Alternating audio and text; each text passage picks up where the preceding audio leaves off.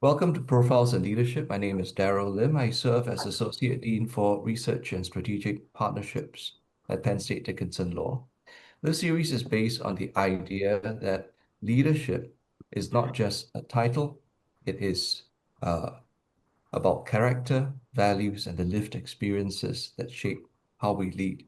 For Profiles in Leadership, we bring together deans, judges, policymakers, and thinkers from around the world to reflect on what effective leadership looks like in practice. These conversations are not just about titles. As I say, they are about how leaders listen, how they serve, and how they translate values into impact. And today's guest exemplifies those ideals. At Singapore Management University's Yong Pang Hao School of Law marks a remarkable 25 years. We're privileged to learn from a scholar, educator, and leader who has been there from the law school's beginning and helped shape Singapore's legal education landscape. It's my honor to welcome Dean Pey Woan. She graduated with an LLB First Class Honours from King's College and subsequently obtained her BCL from Oxford University. Before her current appointment, she was Vice Provost, Faculty Matters. In that capacity, she assisted the Provost on the planning and development of faculty and advised on faculty personnel policies. Thanks for joining us. Thank you, Daryl. Thank you for having me. Let's start with formative experiences. What formative experiences most shaped your view of leadership? I think mentorship is the key. I was very fortunate right from the time I joined SMU to have met some senior scholars in the field. And that was now Justice Andrew Pang. And he joined SMU almost at the same time as I did, and immediately set me on the path of really getting into the groove of what scholarship is about, what research is about, and modeled for us that commitment to research and scholarship. So that was the beginning. But over the years, I had the privilege of really learning and observing from my other colleagues. I served with three deans, the founding dean, Michael Firmston, then Professor Yeo Tiong Min, and then Professor Goh Yi Han, all of whom were very inspiring leaders in their own ways. Right, so that was another period of a formative period, and then I had the privilege of working closely with the president and the provost, as in my previous role, in looking at governance policy and personnel policies, and all those were hugely influential in the way I think about leadership. I think about what the university and the school should, what our missions ought to be. So this year marks the 25th year of the law school. What do you 25th want year of the university, of the but the law university? school, this is our 18th year. Okay. Uh, what do you want people to know about the university and the law school?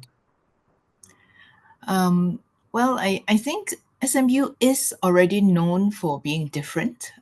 We do cultivate and nurture very vibrant individuals who are more vocal, more proactive in their learning, and I think that's a great hallmark of the SMU education. We continue to be known for that, but I think the challenges we meet, and some of these questions we may expand on later, really is that we are facing a world that's changing rapidly, and the challenges can seem overwhelming. Very few of us can be confident about what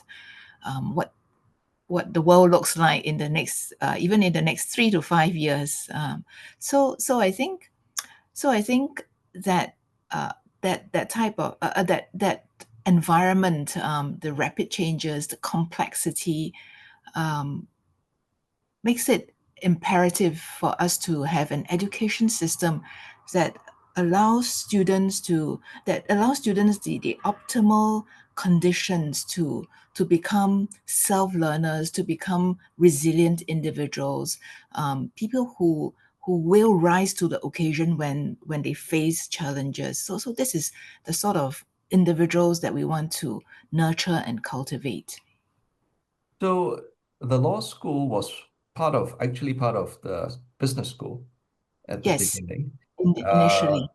initially, and the what path dependency, I suppose, what legacy does the law school have or carry because it had that beginning? Yes, yes. So the law school is still different from a very traditional law school in the sense that because of the way we have the way we started as a part of business school, we've Mhm. always had a little bit more focused on commercial areas.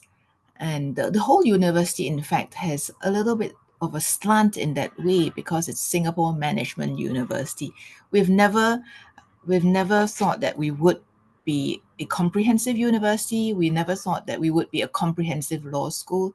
We've always known that we want to be known for specific strategic areas, not for everything. And so we have grown our faculty, our expertise, and even our curated our programs in that way. So, for example, our PhD program is a PhD program in law, commerce, and technology. It's not a comprehensive PhD program where you take in any student on any topic. So we've always had that sort of focus, and I think it's something that we would like to continue to do because increasingly it is more and more difficult to say that you're good in everything. So being very strategic and selective in what and where we invest is actually critical. Thanks. So, on a personal note, what book habit or practice has most improved your leadership in this past year? I think maybe I'll focus on practice because the books sometimes the books don't directly speak to leadership. The books I read don't may not directly speak to leadership. But one habit that I've been trying to cultivate is to really value every occasion, every event, every commitment that I make. Sometimes it's easy to fall into a bit of a rut where you think that today I have to do 10 things and I'll just get through them. But I realize that that makes that robs your day of meaning. Actually, what I need to do is to take every occasion, every commitment I make, and give my best to that occasion and see it as a significant moment, whether I'm meeting a colleague, a student, an alum, an external stakeholder, or doing a piece of my own research or writing a policy paper. Every one of that occasion is an occasion for meaning, and it deserves my best attention. So I think coming to it with that attitude and that anticipation makes it so much more enjoyable for myself and meaningful myself. So that's something that I'm trying to cultivate. Thanks for sharing that. So when I, you I don't begin, always I don't always succeed, of course. Sometimes you just fall into a rut again, but I always remind myself to just get out of the rut and look at the commitment with fresh eyes and perspectives, and that makes a lot of absolutely, difference. absolutely. So when you became dean, what was one leadership principle that you decided would anchor your decisions? I'm very aware, I was and still am very aware that this is a role where I serve my colleagues, I serve students, and I serve the community at large. And in academia, more so than in any, perhaps more so than in any other organization, I think we are very aware that we have no monopoly over wisdom. Mm. Every one of my colleagues is an expert in their domain areas and they are very good at what they do. They have insights, experience, expertise, which I don't have in their field. So, in order for us to thrive as an organization, it's very important for me to harness that collective wisdom and perspectives and experience and as well as network.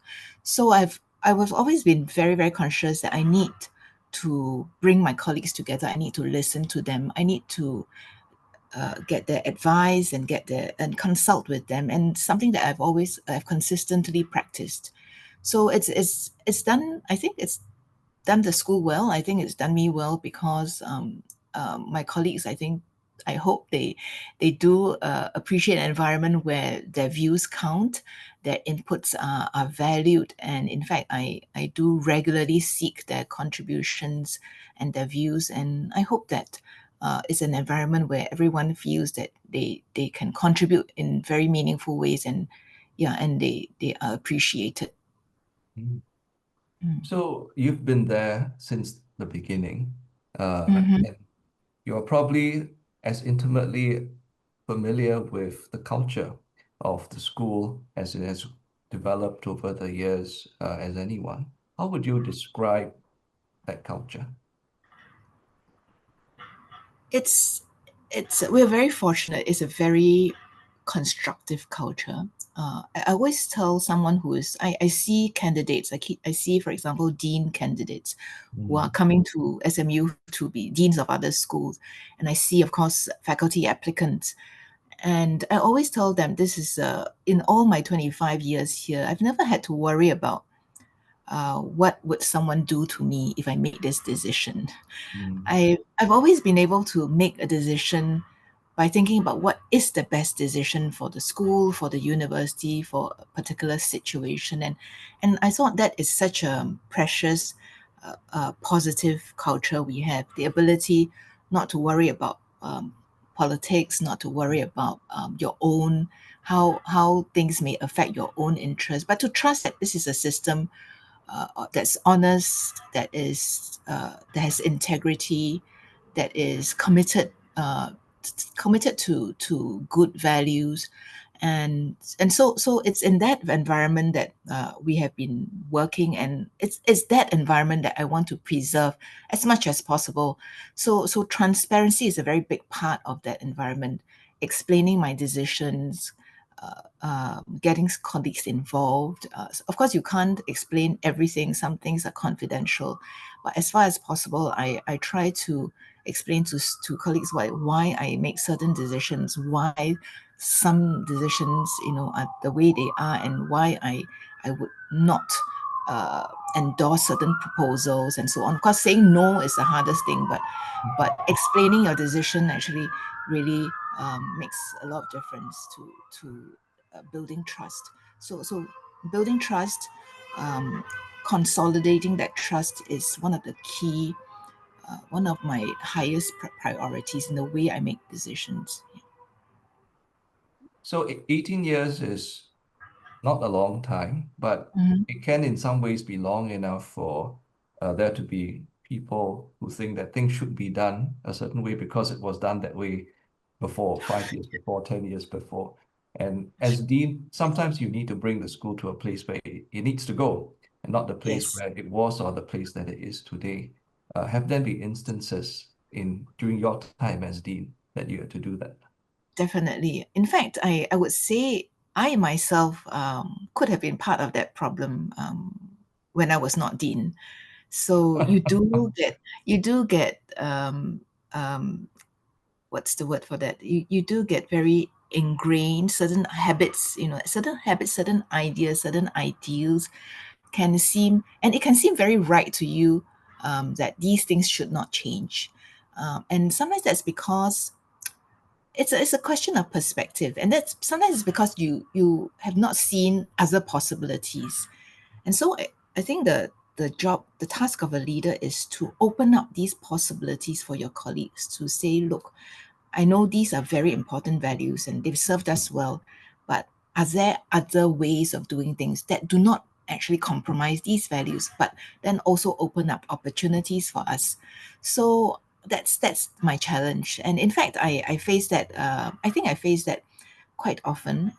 Sometimes I'm the one resisting myself. Sometimes I'm the one trying to get my colleagues to think about changes. And one problem is not that they are resistant.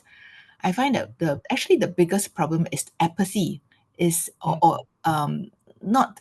It's not that they think that there shouldn't be changes, but they don't think that is that urgent or is that critical. If we don't change, maybe things aren't too bad. We or or complacency to thinking that, well, actually we're better than someone else. So why are you so worried? So these are the sort of attitudes that I have to counter and try and get everyone to come together and say, look, let's try to do something different.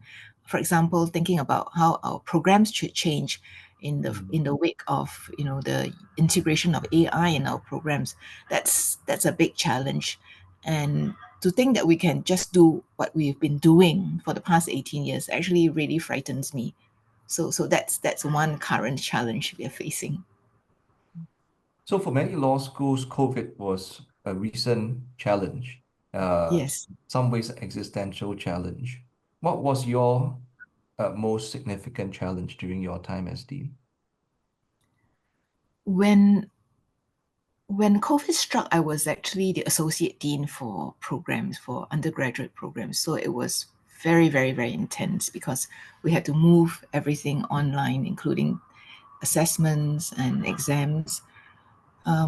So I think the biggest loss was, of course, the loss of interaction for Mm. students, between students and among students, as well as between students and faculty. So that at least two dimension.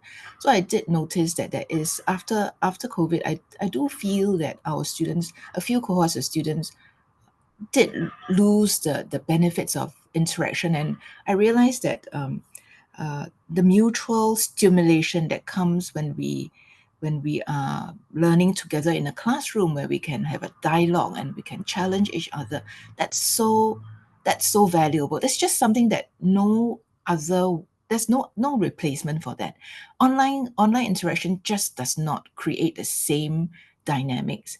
Mhm. So it sort of reinforced what we've been doing in SMU to have interactive pedagogy, to make sure that when we get into a classroom, students are stimulated and inspired. I think it's the inspiration. It's Mhm. they actually they find it so interesting that they want to learn. I think if we can build that desire into our students, we would have gone a long way in succeeding in our educational mission. So I think COVID really reinforced that. Yeah, and so we should double down on our pedagogy. Thanks. So one thing which certainly blossomed during your time as dean was your international recognition in moots.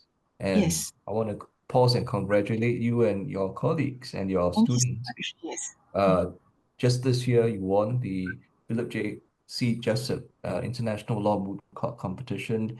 You brought back the World Championship trophy to Singapore for the first time in 24 years.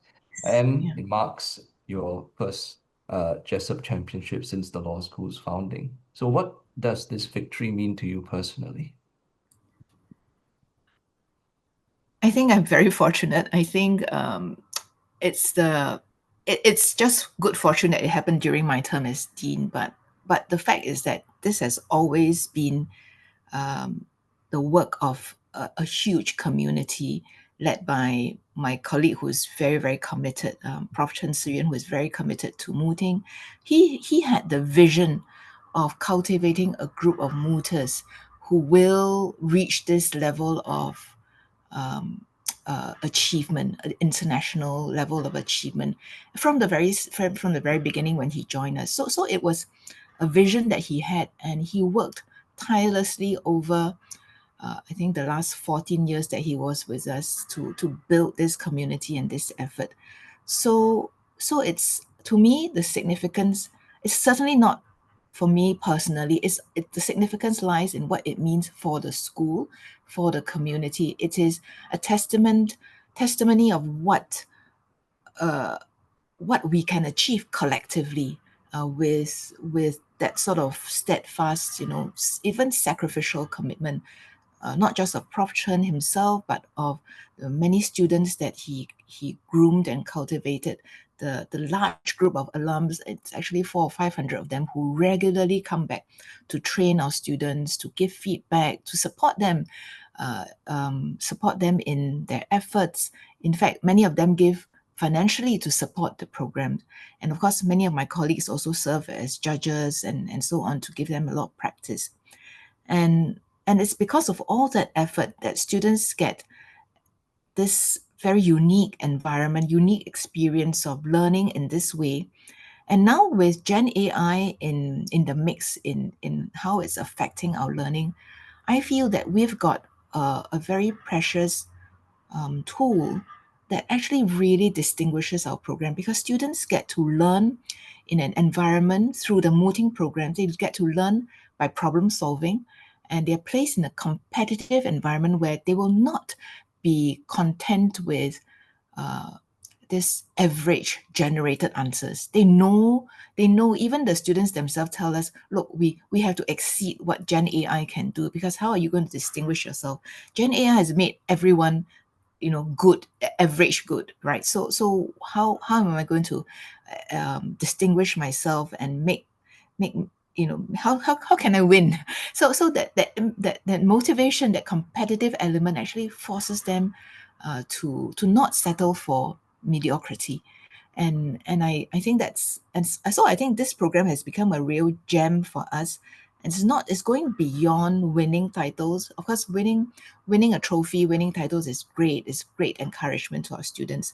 But it's more than that. It's about really learning. It's about giving our students the best environment possible for them to thrive, not just in Singapore, but internationally. So I think that's what the program now stands for. Thanks. So, as dean, you've got to make strategic balances, counter balances, and deciding how you want to allocate your resources. Uh, the Jessup was a big achievement, but it was also a long achievement in coming. So when colleagues come to you and say, I have this project, I would like some investment, I would like some resources, how do you weigh these competing considerations? That's a really um, important question that goes to the heart of what we do as deans or any leader, right? Allocating resources is always one of the hardest questions, and is also the question that's more um, fraught with the possibility of offending people, because you will have to say no. As I said earlier, saying no to people is difficult. But I think colleagues understand that our resources are limited. Again, I think dialogues make a lot of difference. I seize opportunities to explain to colleagues, to give them the general background of our environment. How much resources do I have, right? Do we have as a law school? And what are the competing demands? And so I don't talk about this only when they ask for things. I talk about it generally, so they already have an idea that we have limited resources, and what our priorities are. Of course, we try to prioritize our colleagues themselves, right? And we prioritize research, we prioritize education. But in terms of research, we do, as I said earlier, we do have strategic focus. It's not every area where we're going to invest the same amount of money. In terms of programs, we do have priorities. So moods for a long time was prioritized in certain ways, and we're seeing results. But that if there are good ideas, we will continue. We will also invest in them. So I think what we do, and the university is very good in helping us, in giving us a broad framework of what those strategies and those priorities look like. And within that framework, the law school has its own framework, and I share that with my colleagues. And so that gives them an idea of where we're going. And because if you can demonstrate to them that the reasons, the rationale for the choices that we made, I think most of them can see the sense of it, and they will try to go along, and they can see the benefits to them if they could align their work with the framework that we have set out. So So speaking of the university, certainly in the US, there's always a disconnect between the law school culture, the law school's the way how it functions, and the university writ large, which is usually yes, more key to the larger departments. yes, Has that also been your experience at SMU Law? there is certainly that there will be occasions where there is some tension. Again, we resolve that, or we manage that I don't think it's ever completely resolved, but you can manage that with a lot of conversations, dialogues, and sometimes some compromises. So, for example, it is a fact that a lot of research funding is based, it goes towards work that is quantitative in nature. So quantitative empirical work will tend to attract more funding.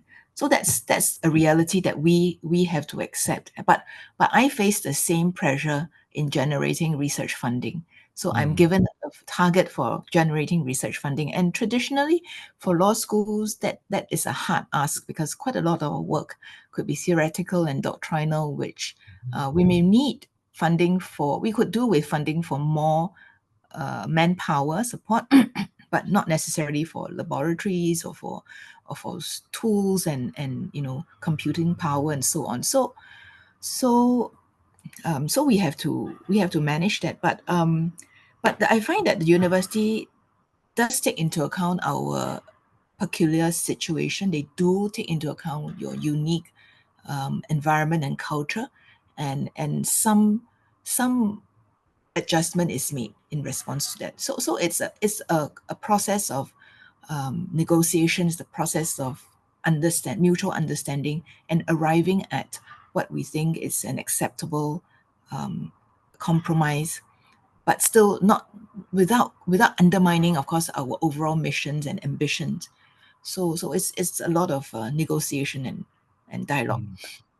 Yes. So speaking of dialogue, you co-authored an op-ed piece recently in the Straits Times. It's Yes. titled "Raising the Bar, Preparing Lawyers to Stay the Course." What prompted you to write this piece? Well, I think I do genuinely believe that there's always this ancient debate about what does the law school exist for. Do we exist as an academic institution and we want to just provide education and get students to think, but we have no responsibility for feeding lawyers into the profession? So that's one ideal, right? Basically, I give my students an education and we leave it to them to do what they want to do after they graduate. But of course, the a more modern conception, and which is very strongly proposed by the industry, is that, look, you should cultivate and you should educate students who are fit for purpose in the profession. In fact, they would prefer that they are practice ready from day one, if that's possible. So there's the tension of these two different visions of what education is for. But I generally believe that, given Singapore's situation, given how small we are, how limited our talent pool is, the graduates we produce should be deep thinkers, but they should serve the profession, because the legal profession is so fundamental to the well functioning of a society. I think there's no question that our graduates must serve the profession. So that was the underlying motivation. How can we play a part in ensuring that the profession is sustainable, ensuring that our students will go on to take the leadership in ensuring that the legal system, the legal infrastructure in Singapore continues to be sound and optimal for social development. So I think that's something that's important to me. So one of the things you emphasize in the piece is importance of resilience and purpose. How do you instill resilience and purpose into your students? So how do you do that? That's very difficult. Yes. The reality is that when they join us at 18 or 19, they don't really know what they want to do. And by and large, I would say students, as is everyone else, they are pragmatic. If you should do a survey, if I just do a survey of a group of young people, I ask them, what is your main consideration in the sort of what you would study? They will say, well, I will choose the course of study that will give me a good job and a high salary. So I've done a quick survey before, where basically that's the number one consideration. And I think that's probably true of our students generally, not just in SMU, but across the country. So pragmatism is what motivates them, I would say. So against that, how do we inculcate this sense of the fact that when you join the legal profession, you're doing something more. You will have a good job, but you're doing something more. You're contributing to something that's really important. It goes beyond your own personal survival. So I think it's that there are no easy solutions, but I think emphasizing this culture right from the start when they join, right, when they join law school is important. Where this message is repeatedly spread to them in different ways. I think that's one, building the culture in law school. Secondly, exposing them to leaders and seniors who are themselves committed. I think inspiring our students that way is important. If you look at the truth is that we can be good teachers by delivering content in a very interesting way. But at the end of the day, what really remains with the student actually is the person that you are. When I look at my teaching feedback, it's never, they never really, they may say, oh, she knows her stuff, or that she's knowledgeable. They may say these, but they also comment a lot on the person that you are. Is she kind? Is she reliable? Does she keep her promise? Does she care? Does she inspire me about certain values? I think those comments actually are quite it's quite it's quite there are quite a lot of such comments in our teaching feedback, and students are watching the adults around them. It's never really what you say, it's about what you do and how you do it that affects them quite deeply. So bringing in mentors, and of course I must remind my faculty and ourselves, right, that look, we must be that model for them to inspire them as a person, not just in getting a good grade. And then of course bring in leaders from the profession, seniors, our alumni, those who have that passion with them. That is one way. Thanks. So the other thing you talk about in the article is the importance of a two-way exchange with mentorship, not That's just right. senior to junior, but also junior to senior. What does that look like to you? Yes, I must say that's not an original thought. I think I've heard it mentioned, that idea mentioned perhaps by the Chief Justice and also by other senior members of the profession, where they've acknowledged that, look, increasingly they found that they have to learn or listen to the younger generation. I think what it means for a start is for those of us who are a bit more have a bit more vintage, to stop saying during my time this is how we did it. How we often say, yeah, during my time we just did it because, but the fact is this is just not your time, right? That I think we have to recognize that this is not our time anymore, and we have to understand what their time looks like. So very frequent conversations so for example, for me, in at home, I have nieces and nephews who are around 30 years old, and this would be the somewhat slightly maybe Gen Z, slightly older than Gen Z generation, and talking to them, hearing what they say and how they prioritize, how they make decisions, gives me perspectives. And I think that the way to engage them is not necessarily to tell them what you think, but to probe and ask and help them, and actually help them think about the deeper implications of what they think. So it's, to me, it's always about asking questions. If they say, I believe that, oh, I just want a 9 to 5 job and be happy, and I don't want to work too hard. So my approach to that would be to ask, then what is your longer vision, right? What about your personal growth? What sort of challenges would you like to would you find fulfilling to overcome? And if you want to overcome certain challenges, what would it take? What sort of effort would it take? So to help them think about what are the longer term aspirations as opposed to the nearer term comfort and the nearer term rewards. I think those are conversations that we can have, and to resist the temptation to keep telling them, you know, what we think and what we think is superior. So yeah. Thanks for sharing that. So can I invite you to talk about 4 dimensions of connections? The law school's connection with, of course, other parts of the university, including other schools within the university, the law school's connections with other law schools in Singapore, the law school's connection with the legal profession writ large, and then the law school's connections with your international partner institutions. Right. That's a really loaded question in a sense, because there's so much to do in that aspect, and so much more because we are quite a young institution.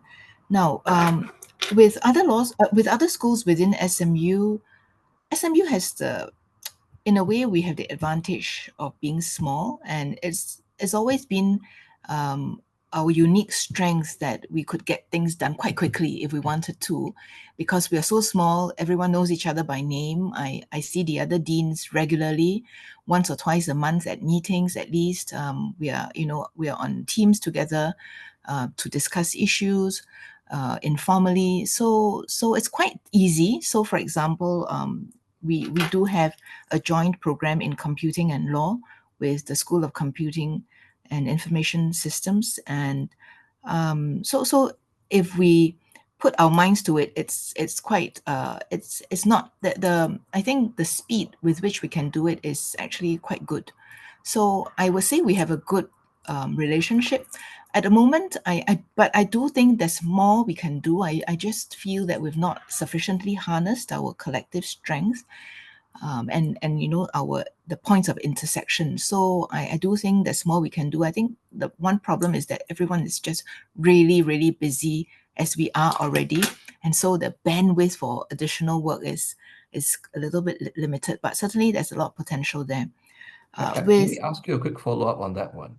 A lot of interdisciplinary collaboration is organic, is personal. So and so knows so and so. They pick up the phone and say, let's work on this That's together. right. Yes. Top-down matchmaking usually doesn't It work. doesn't work. So It how do you doesn't work. create the Right. conditions for that kind of organic interaction to take place?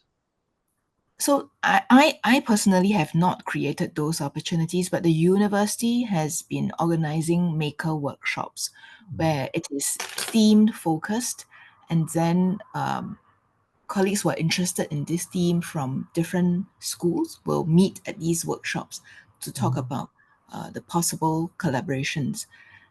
But I'm thinking of providing some incentives, not been done yet. I'm thinking of providing some incentives for colleagues to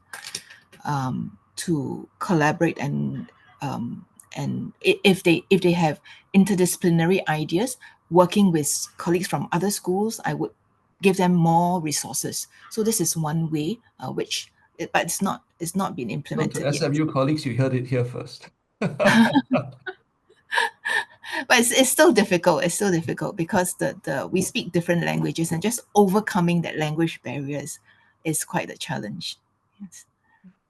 And what With about with other law schools? other law schools, there is of course NUS, and there is SUSS. There are two other law schools in Singapore. Um, Singapore is very small. We do work together very closely. For example, the last reform of legal education, there was a committee set up and was chaired by one of our judges together with the Ministry of Law, one of the deputy secretaries, I think, or PermSec. No, PermSec. So so um, so at that level, we are certainly working together as a group, because we're looking at how legal education should evolve, so that at the national level there is concerted effort, and but at the individual level, I think it is slightly more organic and more sporadic. So as you say, it is much easier if individual colleagues have connections with colleagues over in the other schools. So for example, I co-author my textbook with another colleague in NUS, and we have quite a lot of this type of collaborations in co-authoring books, articles, chapters, and then co-organizing events where our research interests overlap. So I've been invited last year to work on a project, a private law project that was organized by NUS together with Harvard. I think that was very, very refreshing and stimulating for me. So I was very glad to attend that. So at the individual organic level, there's quite a lot of that. Then with the profession, I think SMU is very, very plugged in with the profession. One advantage we have, of course, is our location. It's not easy, not difficult to get lawyers, judges, and practitioners to come. And it's also easy for us to go. So our location is an advantage. But more so than that, we are also really keen, because I think my predecessors and myself, we've always been very committed to bring live problems into the classroom. So there's no other way to do it than to, other than working with your counterparts in the profession. So we work very closely with law firms. We have a lot of adjuncts who are teaching with us, who are practitioners, and we organize events together. In fact, we do a lot of that, so that keeps us really busy.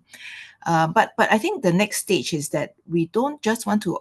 I think establishing that relationship is important, but I would really hope that in a few years' time we could work with the profession in tackling deep and complex problems. So it's the depth. I think we want to build depth into our collaborations, because I think we have the breadth, but building that depth is the next. Can you give an example of what would a deep problem be? So one example that I think we've already been working on it is, for example, in the area of AI and technology. That's an area where because it develops so fast, it's pointless for us to sit in our ivory tower to write papers. You have to do your research with a very close tab, keeping a very close tab on what's happening out there. So my colleagues need to work very closely with the Microsofts, the Amazons, the Googles, and also with the Ministry of Law, understanding what the government is interested in investing in, understanding the government's priorities for the development of the adoption of technology in Singapore. All that feeds into our research and how we go about it.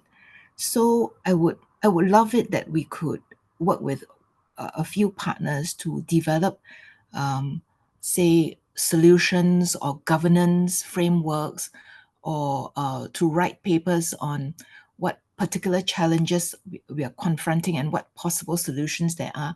But it's not just in a general way, but maybe with more targeted focus on particular industries, particular applications, and so provide very useful, impactful research for adoption generally. Yeah. Thanks. And then, of course, internationally. Yeah. Internationally, we again, as you mentioned, our international connections, the most successful ones have been the organic ones, the organic ground driven type of connections. When we meet at the the leaders level, when we sign MOUs, when the dean meets the dean and we sign MOUs, that's actually not very useful unless we already have very clear ideas of who among our colleagues are interested to invest in this relationship. So it's not that we shouldn't. Of course, as a dean, I should meet with counterparts, and I should look for opportunities. But we should always follow up with trying to encourage more ground up type of collaboration. So top down itself doesn't work. So we have a number of collaborations. Of course, in Asia first, I think our strength in Asia is where our starting point. So we have very close connections with HKU, with Melbourne, increasingly with Tokyo, Seoul National, and of course with a number of leading Chinese law schools and universities. So that's our base. But increasingly, we're looking at which are the European and the American institutions, or even Canadian institutions that we can collaborate with. So it's a work in progress. And of course, And I Penn should State say, is among one of the Penn State Dickinson is one of our prospective, collaborators. and I know my dean was very excited to see you in China. We were And there yes, and start that likewise, conversation. yes. So I should also say there's the fifth dimension, which is your uh, fundraising, your donors, but also your alumni. How do you connect with them? Um, we've discussed this before over our lunch, and I think you very rightly pointed out that it's really about building relationships. And I consider myself fortunate. I actually like building relationships. I really enjoy this part of my work, interacting with my students, alums, with external stakeholders, with prospective donors, with industry partners. And the fact is that you don't really know who your donors are. So, and I've been in this job for over 3 years, and I've already been surprised that some of the people who came forward to donate, they were not people whom I thought were my prospective donors. I was just interacting with them because we have a shared mission or a shared commitment, right, to building the law school, to building legal education, advancing legal education, and so on. So, but sometimes through your interaction, they kind of develop um, a sort of a trust, or yeah, a trust in what your institution is doing, and then they come forward to give. So I've been surprised over time, and very very pleasantly surprised. So to me, it's always about the groundwork is always about doing what you believe in, sharing that mission, sharing that vision, very broadly, telling everyone I meet about what we are doing. I think my your own enthusiasm is very important.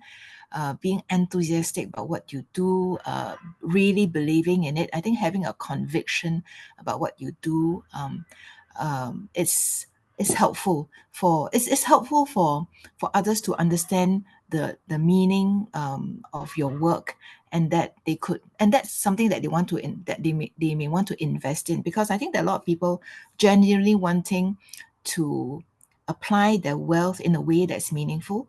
So it only recently occurred to me that if I give a gift that's endowed, it's actually really meaningful, because it means that this sum of money will be put to good use perpetually, right? It's not like you buy a bag and then it's gone, right? And the bag kind of disintegrates in don't know how many years, or even a car, right?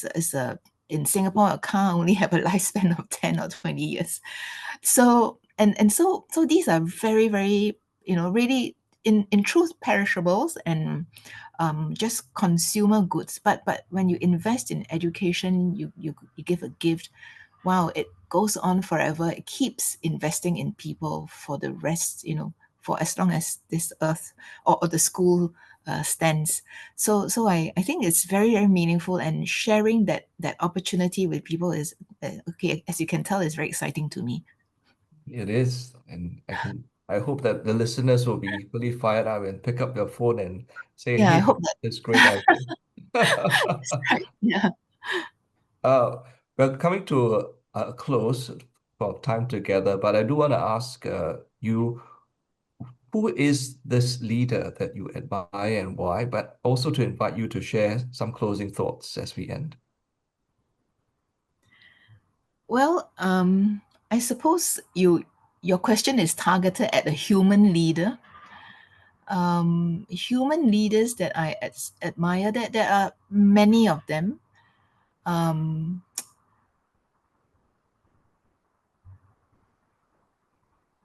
I suppose, but there isn't really just one person, so it's List a hard few, for me that's to okay.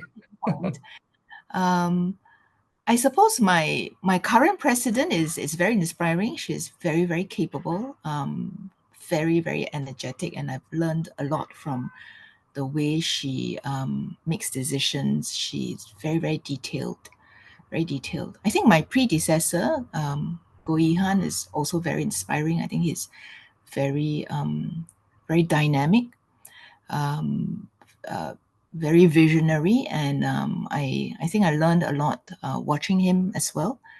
Um, there is another leader, and that's my church pastor, who has had a huge impact on me. I've been in this church maybe for close to over 20 years, but I think that the the most important lesson I learned over the years just watching him lead the church is he's always been able to demonstrate what it is to lead by to be value driven.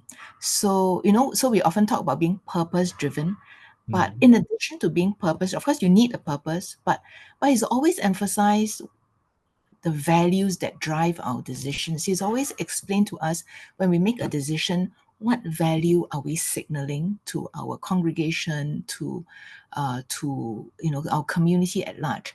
And so, for example, I give you one concrete example where he pioneers this honoring culture in the church, where he says that when people serve and when they contribute, we must always honor them. It's not just thanking, it just goes beyond thanking, but really honoring them, really elevating, giving them a high standing for what they do. So very often, when and he will include everyone who serves. It doesn't matter how large or how small your contribution, but you're always honored, and that over time that just has just transformed the way I see people. It's not mm, about just being nice to them, but it's really to see them as people who deserve to be honored, to be really deeply respected, and that to me is a very profound thought that has changed the way I do things and the way I treat the people I encounter. Yeah. Thank you very much for sharing your insights and your leadership journey. And we want to wish you all the very best and your colleagues and your students all the very best as you celebrate another 25 years.